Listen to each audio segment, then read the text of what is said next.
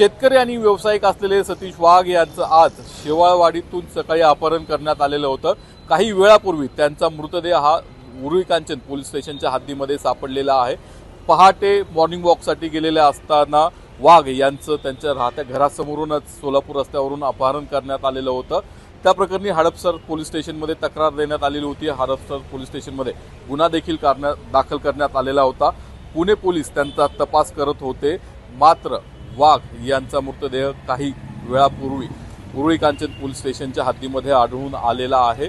वाघ हे भाजपचे विधान परिषदेतील आमदार योगेश टिळेकर यांचे सख्खे मामा होते। आमदाराच्या मामाचं अपहरण झालं आणि त्यांचा शोध लागण्यापूर्वी किंवा त्यांचा तपास लागण्यापूर्वीच त्यांचा मृतदेह आढळून आलेला आहे। त्यामुळे पुण्यामध्ये मागील काही दिवसांपूर्वीपासून आपण पाहतोय पोर्शेची दुर्घटना घडली, त्यानंतर बोपदेव घाटात सामूहिक बलात्काराचं प्रकरण घडलं आणि कोयता गँग या नियमितपणे गाड्यांची वाहनांची तोडफोड करत असतात। त्यातच आता आमदाराच्या मामाचं अपहरण करून खून करण्यात आलेला आहे। त्यामुळे पुण्यातल्या कायदा आणि सुव्यवस्थेचा प्रश्न निर्माण झाल्याचं दिसतंय। यावेळेला संध्याकाळी 6-6:30च्या दरम्यान आम्हाला अशी बातमी मिळाली की एक मृतदेह यवत पोलीस ठाणे हद्दीत मिळालेला आहे। याची योग्य पडताळणी पोलीस करतायत सध्या। हा मृतदेह त्यांचाच आहे का असं सांगितलं जात आहे।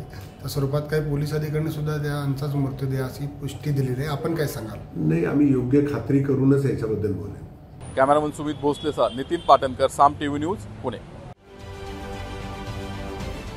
महाराष्ट्रातील सर्व बातम्यांचे विश्वासार्ह व्यासपीठ,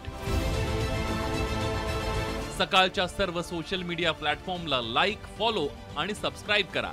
तसंच सर्व नोटिफिकेशनसाठी बेल आयकॉन प्रेस करायला विसरू नका।